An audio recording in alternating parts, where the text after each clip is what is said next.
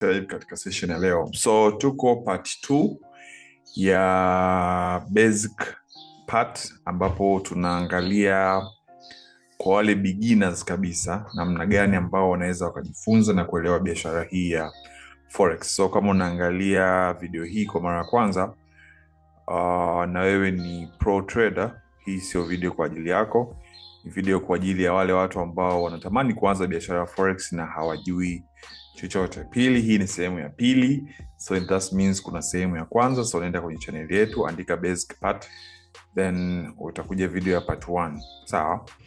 So tunaendelea sehemu ya pili ya mafunzo yetu ya forex kwa wale beginners au wale watu ambao wanaanza biashara. So kwenye session ya iliyopita tuliishia kwenye vitu vinavyohitajika kwa ajili ya kuanza biashara ya forex. So leo tutaanza kufanya kitu kinachoitwa market analysis au uchambuzi wa soko.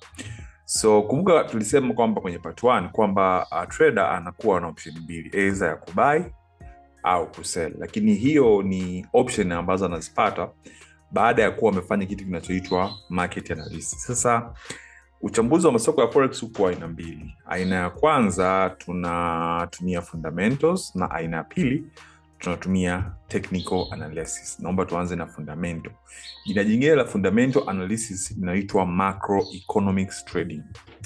Huu ni uchambuzi unaotokana na kufuatilia taarifa za kiuchumi, kisiasa, kijamii na kidiplomasia ambazo hupelekea kuathiri sarafu kwa matokeo chanya au hasi. Sawa? So kuna zile news ambazo zinakuwa zinatokea ambazo zinakuwa zina uwezo wa kuaffect soko au wa kuaffect uchumi wa nchi. So zile informations kwetu kwa wale sisi ambao tuna trade forex tunakuwa tunaziconsider kwa sababu zinaweza zikatupa impact kwenye soko au tukapata impact kwenye kile pair tunakuwa tuna trade. So mara nyingi tunaziconsider na kuziangalia kwa makini. Matukio mbalimbali yenye uzito duniani yanapotangazwa huathiri mwenendo wa sarafu husika au soko zima. Mfano, dola ya Marekani ni moja ya major currency. Hivyo kama kuna tukio litaathiri sarafu hii, basi tunatarajia kuona mabadiliko makubwa sokoni. Mfano, uchaguzi wa Marekani, taarifa za kiuchumi kama kubadilika, kupanda au kushuka kwa interest rate, kuongezeka au kupungua kwa ajira mpya ambazo zinatengenezwa na serikali, na kila mwezi kunakuwa kuna taarifa zinazotoka juu ya hizo ajira mpya ambazo maarufu zinaitwa NFP. Nadhani kwa wale ambao mnafuatilia trades, ikifika Ijumaa ya kila mwanzo wa mwezi hii taarifa NFP inakuwa inatoka. So wale traders utasikia leo tuna trade NFP. So zile taarifa zinapokuwa zinatoka, hizo zinaweza zika affect pair kama USD either positive au negative. That means positive or negative inaweza kufanya dola ikawa ina nguvu au ikawa na thamani kubwa, au thamani inaweza ikapungua. So taarifa kama hizo au news kama hizo kwenye soko tunaziangalia sana, kwa sababu tunaamini kwamba zinaweza zikapelekea impact fulani kutokea kwenye soko. Na mambo mengine kama vita na vitu vingine ambavyo sijavisema. Kuna matraders au institutions ambazo hufanya analysis kwa matukio haya. Kwa mfano Wall Street Marekani au matraders wengi. So Wall Street nadhani wote tunaijua kwamba ni moja ya market kubwa sana ya soko la forex kule Marekani. So pia news kama hizo zinapokuwa zinatokea zinakuwa zina effect katika masoko kama haya. Sasa zipo application kwenye forex, kazi yake ni kuweka taarifa za kiuchumi na zile za kijamii ambazo zinaweza kuathiri pair mbalimbali. Application hizo kubwa ni MyFXBook, unaweza kazi Google, pia kwenye Google zipo, au Forex Factory. Hizi applications kuna ambazo zina app kabisa kwenye Google Play Store na App Store. Sawa? So nenda download, utaziona. Na mara nyingi wanakuwa na categories kwamba kuna zile news ambazo zinakuwa zina high risk na kuna zile news ambazo zinakuwa zina low risk. Tukisema zina high risk ina maana kwamba zinapokuwa zinatokea effect yake inakuwa kubwa kidogo sokoni, na kuna nyingine ambazo zikitokea effect yake inakuwa ndogo sokoni. So hiyo inatupelekea mwisho wa hiyo kipande cha microeconomics au fundamental analysis. Aina nyingine analysis inaitwa technical analysis. Ni aina ya uchambuzi wa soko unaozingatia charts analysis na technical science. So kwenye technical, kama neno lenyewe lilivyo, tunadili na technical analysis na tunadili na chart analysis. Technical trader wanachambua movement ya soko na wanaangalia patterns zinazotokea. So wao wanakuwa wanadili na vitu viwili. Moja, wanaangalia movement, the way market ina move. Sawa? Yani ina move kwa style gani? Kwa speed au slow? Ina move kwa kutengeneza candlestick ndogo ndogo au candlestick ndefu ndefu. Sawa? Those are what we call momentums and alafu pia inaangalia patterns. Kuna patterns ambazo mara nyingi zinakuwa zinatokea. Na mara nyingi hizi patterns zinakuwa ni commons na mara nyingi zinakuwa zinajirudia. Nadhani huko mbele tutasoma vizuri kabisa hizi patterns na tutazijua, kwa sababu hii technical analysis tutaisoma kwa upana zaidi. Hapa tunafanya tu ni kama ka introduction, uweze kujua kwamba nini kitakuwa kinatokea huko mbele. Lakini watu wengi wanafanya analysis kwa kuangalia movement ya soko na kuangalia patterns. Sasa hizi patterns zinakuwa zinajirudia, kwa unazisoma, unazijua kwamba kuna pattern fulani na pattern fulani. So mara zote unapokuwa ukiziona hizo patterns, unajua kabisa kama imetokea upande wa bearish, tunategemea market itafanya bullish, na kama itakuwa imetokea upande wa bullish, market itafanya bearish. Sawa? Yani ikitokea juu unajua kwamba soko litashuka, au ikitokea kwa chini tunajua soko litapanda. So tutazisoma hivi vitu vyote kwa uzuri na tutaelewana. So wanatumia past present information ili kutafuta new direction of the markets. Mara nyingi kwenye technical analysis unakuwa una informations au unakuwa na zile graphs ambazo zinaonyesha movement za soko kwa muda uliopita mpaka kwa wakati huo. So wewe unakuwa unaangalia kwamba what will follow baada ya hapo.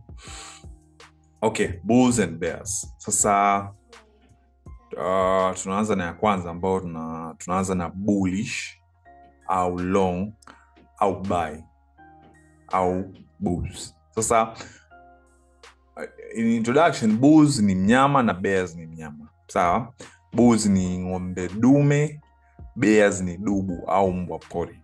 Sasa tuanze na bullish. So kwenye forex ukiona maneno mtu anakuambia bullish movement au bull au long au buy, that's all zina maana moja ya kwamba market is going up na tunafanya option ya kubuy. Sasa ukiona hizo terms kama buy, long na bullish, hivyo vyote vinakuwa vinamaanisha uelekeo mmoja.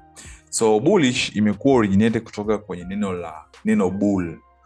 Bull ni ng'ombe dume ambapo akitaka kukudhuru anakuchota na pembe zake kisha anakurusha juu. Yaani anakuchota hivi chini, anakurusha juu. Nadhani hapa kwenye picha yenyewe mnaweza mkaona. Huyu hapa. This is bull. Let me show. Huyu. Mwangalia huyu. This is bull. Ng'ombe dume. So anakuwa anakuinua kutoka chini hapa, anakuleta hapa juu. Sawa? Kama anakupindua fulani. Sawa? Hivyo bull wanawakilisha aina ya traders wanaweka order zao au position sehemu fulani ya soko wakiwa wanategemea price itapanda juu. That's why wanakuwa termed as bull traders, kwamba wanaweka order zao sehemu fulani hivi ya chini wakiwa wana expect kwamba soko litapandisha juu. Sawa? Na kipindi ambapo wanakuwa na movement, hii order inayotoka kuwekwa kwenye market ni buy na wengine huita long. Unapoona situation kwamba market itatoka chini kwenda juu, tunaweka option ya kubuy. Tukiwa na expect kwamba price itatoka hapo ilipo itapandisha juu. Kwa sababu bulls wanakula majani, hivyo candlestick itakavyoonyesha taswira ya movement ya bullish huonyeshwa kwa rangi ya kijani. Sasa hizi rangi mara nyingi zinakuwa ni standards, na mara nyingi watu wengi wanakuwa wana hizo rangi. Sawa? Wana hizo rangi. Wanaweka hizo rangi. Mara nyingi utakuta ni kijani, either blue. Sawa? Zote zinakuwa zinamaanisha bulls, lakini mwanzoni standard ilikuwa ni kijani. Sasa baadaye ndio watu wakaanza kuja kubadilisha, lakini meaning ya kuweka kijani ilikuwa ni kupresent bulls kwa sababu walikuwa wanakula majani na kuweza kumtofautisha na bears. So let's go to another slide. Okay, bearish au short au sell. Sasa bearish imekuwa oriented na neno bear. Huyu ni aina ya mbwa wa porini au kwa jina la Kiswahili anaitwa dubu, ambapo akitaka kukudhuru anakuchukua, anakurukia juu kisha anakushusha chini. Sawa, kama nadhani simba au chui pia wakiataki wanafanyaga hivi, wanakudaka juu afu wanakulaza chini, yani wanakuweka chini. Hivyo kwenye market kukiwa na bear au bearish movement, maana yake market ina move kutoka juu kwenda chini. Na pindi unavyokuwa na movement ya aina hii, order ambayo inatakiwa kuwekwa kwenye market ni sell au wengine wanaita short. So ukiona neno bearish, short au sell ni kitu kimoja kinachoonyesha kwamba soko linatoka juu na rudi chini. Kwa sababu dubu au bear wanakula nyama, hivyo candlestick inaonyesha kwa taswira ya bearish, onyesho kwa rangi nyekundu. Nadhani hiyo pia inaeleweka. Most of the candles utakuta ni nyekundu. Sawa? So hapo tunakuwa tumemaliza bulls na bears au bullish market au bearish market. Fluctuation in the market. So kutokana na kuwepo kwa bullish na bearish movement, soko mara zote linakuwa linatafuta balance. Na linapokuwa linatafuta balance linatengeneza fluctuations. Na hii huwapa trader nafasi ya kutrade kwenye soko. Kitu kimoja ambacho nataka niseme before sijaendelea, kuna baadhi ya maneno nashindwa kuya translate. Translate kuyaweka kwenye Kiswahili kabisa itapoteza meaning, na ikipoteza meaning itakuwa ni ngumu kwa nyinyi au baadhi ya watu kuelezea na kukopi na standard. Sasa kuna baadhi ya maneno naombeni mniruhusu ni hata tu yabaki kwa Kiingereza ili kwamba kuwasaidia msiwe tofauti na watu wengine au msipate shida mnapokuwa kwenye society ya traders, baadhi ya maneno mkawa ni changamoto. Sawa, so tuendelee. So mara zote bulls wanataka kupeleka soko juu, bear wanataka soko lishuke chini. So bulls wakiwa weak, bear wana take control, and vice versa is true. That means all of the time market ipo katika hali ya kushindana, yani pairs zipo katika hali ya kushindana. Kumbuka tumesema kwamba tunadeal na pairs zina currency mbili. So kati ya hizi currency mbili zote zinapambana kufanya soko either lipande au lishuke. So mmoja anapokuwa na gain nguvu anavuta soko upande wake mpaka pale nguvu zitakapompeleka, na mwingine naye akigain nguvu analishusha soko chini. Kama bears na bulls nguvu zao zikiwa sawa au value zao zikiwa sawa, market inakuwa inafanya kitu kinachoitwa consolidation au inakuwa haiendi kokote, inakuwa inabaki iko katika sehemu fulani na hang. Na ita hang mpaka currency moja igain value au ipungue value. Sawa? So hii inakuwa kama mchezo wa kuvuta kamba. Mwenzako akilegea unamvuta upande wako, na akitimua akapata nguvu anakuvuta. So inatokea kwenye mchezo wa kamba kuna muda ambapo watu wote mnakuwa kama mmelingana nguvu. So mnakuwa uwezi kumpeleka wala uwezi kumrudisha. Hiyo pia inatokeaga kwenye market kwamba kuna muda chart inakuwa inakuwa inafanya kitu tunachoita consolidation. Nadhani nitaonyesha aina za movement za soko. So utaiona vizuri na utaelewa. Kumbuka hapa tunaongelea pairs za pesa za nchi tofauti tofauti. So kila serikali inapambana na sarafu yake kuwa na thamani kuliko pesa nyingine. So mara zote unatapaswa kuelewa kwamba tunapoongelea hizi pairs, that means piga picha kubwa kwamba unaongelea uchumi wa nchi. Labda kwa mfano kama Tanzania au Kongo, zote hizi ni serikali, marais wanatafuta opportunities za kuinvest, wanatafuta kupandisha thamani, wanatafuta kubalance zile shughuli zote zinazofanywa na benki kuu kuilinda thamani ya nchi, kuongeza production ili watu wengi wahitaji pesa yetu na kuipandisha thamani. Hizo zote ni juhudi za serikali kuiweka market kuwa na value fulani. Sasa hatutegemei kwamba thamani ya pesa ishuke moja kwa moja au ipande moja kwa moja. Always inakuwa ina fluctuate. Sawa? Kutokana na sababu ambazo zipo na kazi za watu. So unaweza ukaona jinsi ambavyo market inakuwa na fluctuate. Inatoka unaweza ukaona hapa, let's move from here. ikapandisha, ikashusha, ikapandisha, ikashusha, ikapandisha, ikashusha, ikapandisha, ikashusha, ikapandisha, ikashusha, ikapandisha. So always market iko kwenye movement, haiko stable, haijatulia wala yaani haishuki kwa pamoja wala haipandi kwa pamoja. So that shows us kwamba always market inakuwa ina fluctuate. Chart applications. Zipo applications zinazokupa access ya kuona hizo charts za forex. Sawa? Kama hiyo nilitoka kuonyesha hapo ni chart ya forex ambayo inapatikana kwenye TradingView.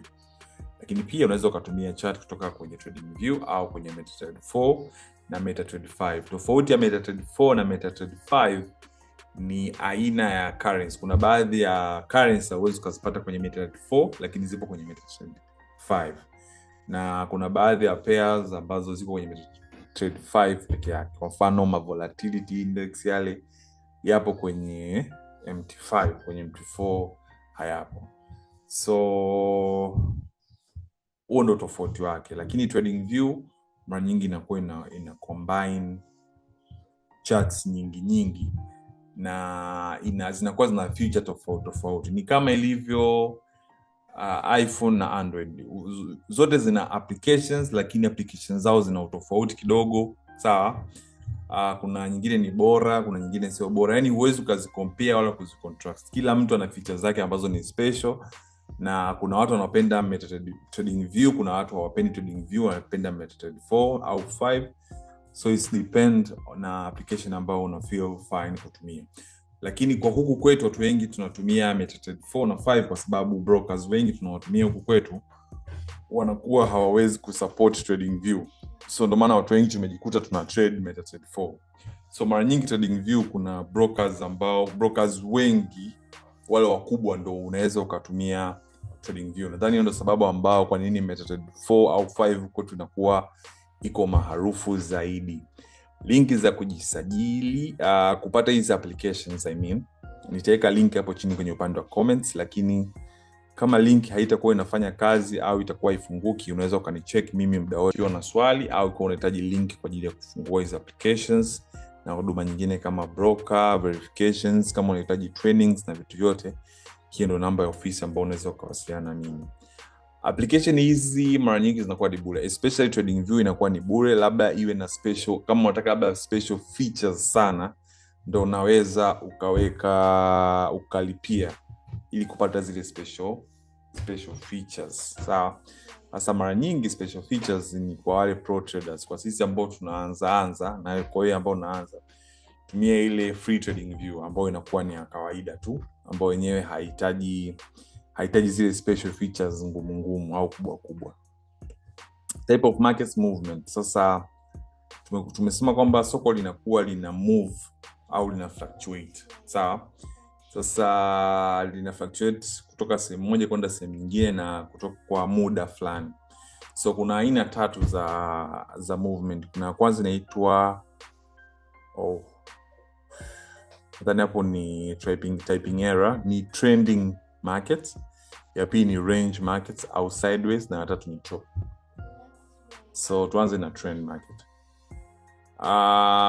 Tuanze kuelewa nini maana ya trend. Market pair mara nyingi ina move kutokea chini kwenda juu, ambao hii movement tunaita bullish movement, au kutokea juu kwenda chini ambao hii tunaita bearish. Nadhani hiyo tumesoma.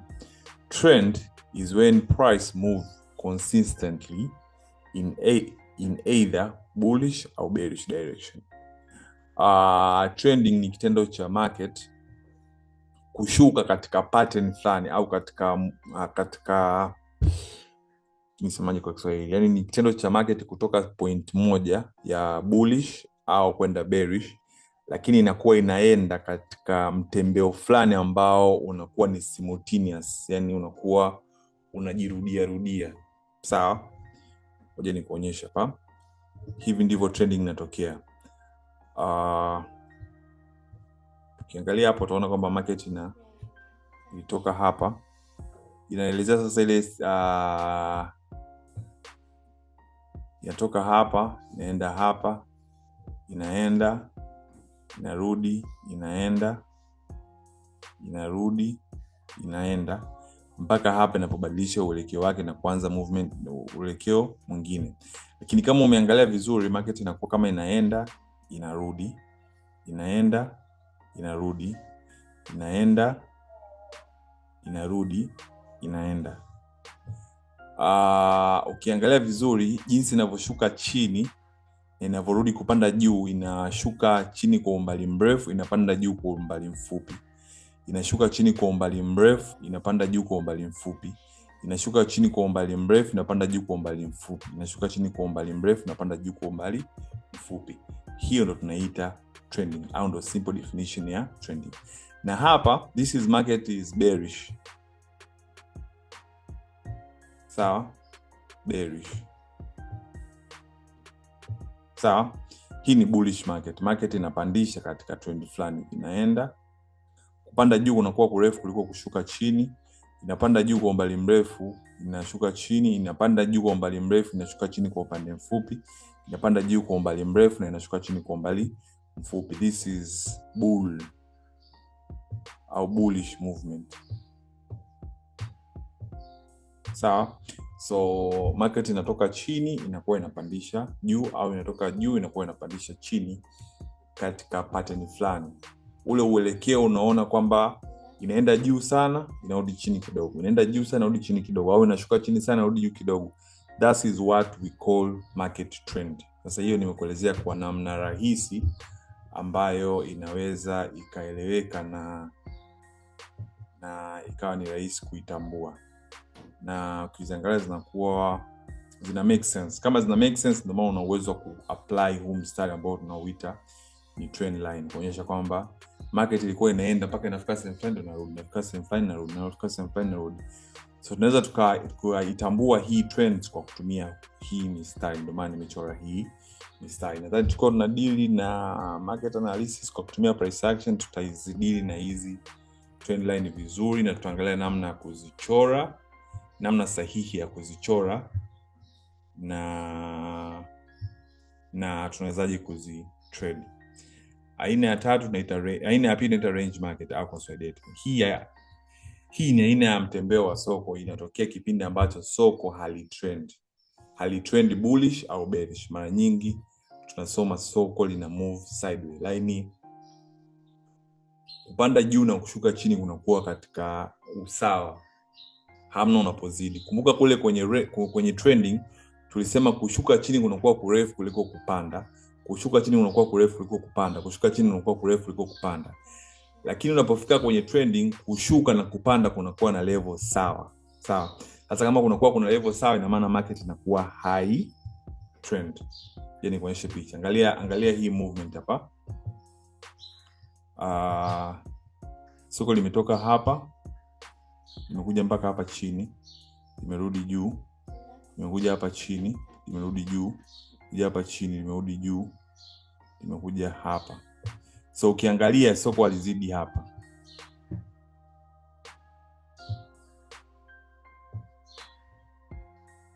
Sawa? So hii ni tofauti ya trending na sideways move. Kwamba soko hapa kulikuwa na trend kwamba mtembeo wa juu kwenda chini au chini kwenda juu, na yani mtembeo unakuwa unazidiana. Market haiwezi kaenda straight kama maji, ni kwamba no. Yatembea hivyo, enda juu na rudi chini, enda juu na rudi chini. Lakini kuna muda ambao kwenda juu na kwenda chini unakuwa sawa. Ukiwa sawa ndio hii tunaita sideways au range markets. Ukiwa mtembeo mmoja unakuwa mrefu kuliko mwingine, hiyo inakuwa inaitwa trending. Sawa? Okay. So candlestick. Naomba nimalizie na candlestick, afu nitamalizia na aina ya traders. Candlestick au kwa jina jingine tunaita bars au kwa jina jingine inaitwa candle. Nadhani candle ni neno linalomaanisha mshumaa Kiswahili. Mishumaa ile ilivyo. So ile concept ya mishumaa ndio imetumika kutengeneza candlestick. Candlestick are make visual representation of how price fluctuate within the markets. Candlestick ni lugha ya picha, visual presentation, lugha ya picha ambayo inaonyesha namna gani price inakuwa ina fluctuate kwenye soko.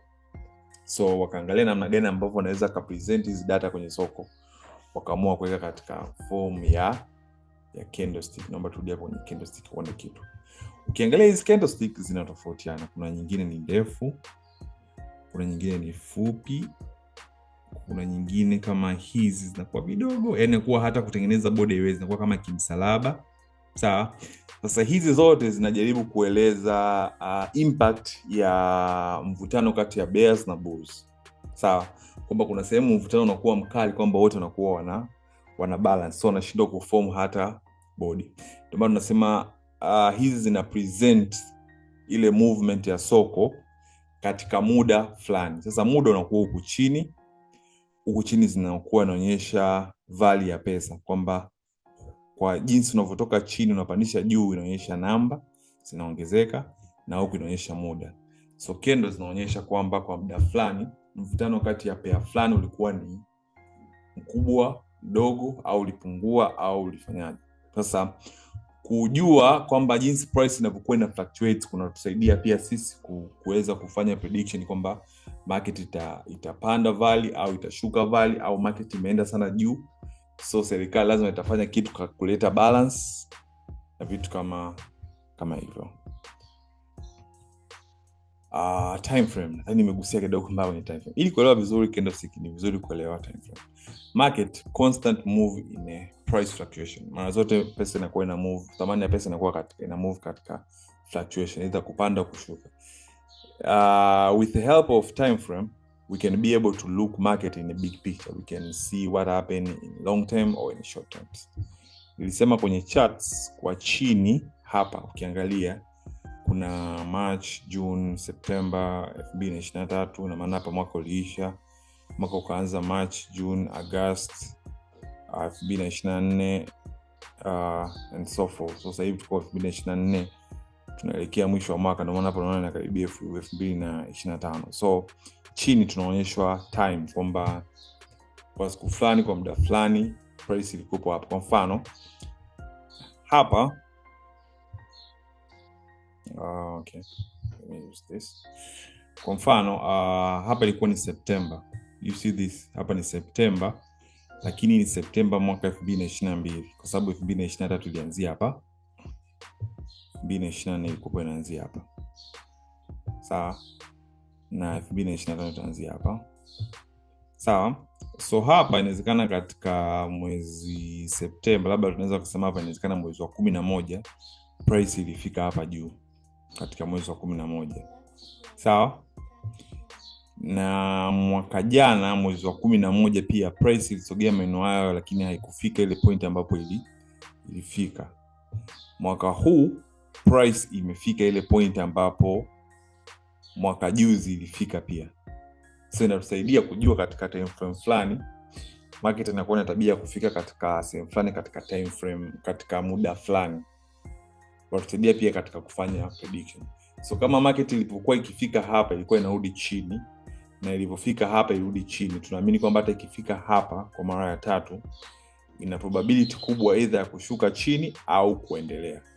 So tutaangalia some other factors ambazo zitatuonyesha kwamba either market itaendelea au itashuka. So tunahitaji time frame kwa ajili ya kutuonyesha kwamba kwa muda fulani market ilibehave hivi, kwa muda fulani market ilibehave hivi, kwa muda fulani market ilibehave kwa namna fulani. Hayo ndio matumizi, mojawapo ya matumizi ya time frame, kutusaidia kufanya analysis kwa kujua specific time frame kwa muda fulani nini kinakuwa kinatokea kwenye soko. Na hii inatusaidia sisi kwa ajili ya kufanya market analysis, types of traders. Nadhani hichi ni kipengele cha mwisho katika session ya leo. Ukishaanza kutrade kulingana na kiasi cha uvumilivu miemko yako, utajikuta mnaanza kutofautiana na watu ambao wamekuzunguka kuhusu aina ya kufanya trading. Kuna watu hupenda vitu vikubwa kwa haraka, na kuna watu hawaamini katika kidogo kidogo. Kuna watu huamini katika kidogo kidogo lakini katika long term, na hii ndio ina group matrader katika makundi 4 tofauti. Makundi haya yanaweza kawa scalper. Scalper hii ni aina ya trader inayofanya kwa kukaa kwenye trade au sokoni ndani ya muda mfupi na kutoka. So traders anakuwa anatafuta opportunity akiona opportunity anaitrade ndani ya muda mfupi na kuwa amemaliza. Inakuwa ni kama betting fulani, lakini it's not betting. Kwa sababu betting labda una bet kwamba timu fulani itashinda. Kwa timu unachosubia ni timu ishinde au isishinde katika muda fulani. Sawa? Lakini scalper ni ya trader wa aina ya scalper ukaa kwenye trade ndani ya muda mfupi, kipindi ambapo fundamental factor yote inakuwa release, price hutembea kwa haraka. So kwa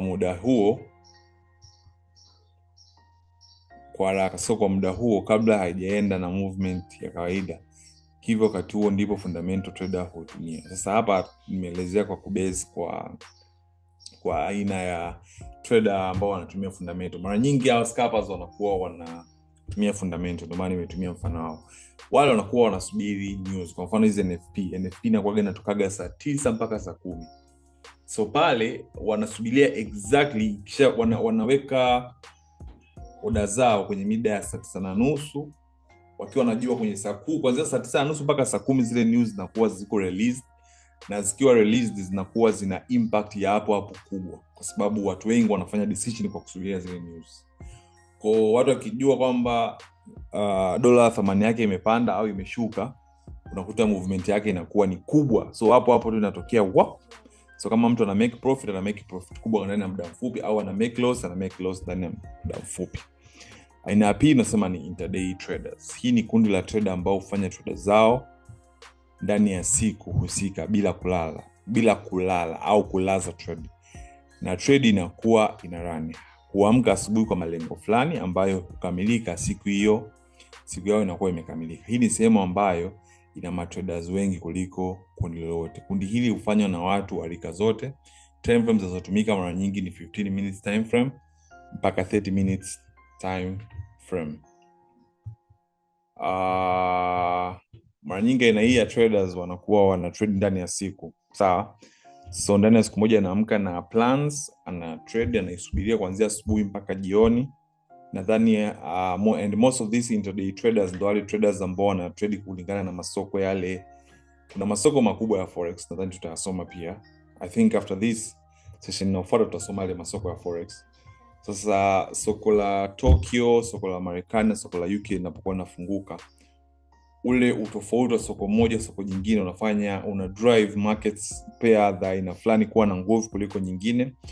So mara nyingi wanakuwa wanategea hapo. So anaweza akafanya analysis yake asubuhi, akasema mpaka saa 11 au saa 12 atakuwa ashapata profit ambao alikuwa anahitaji.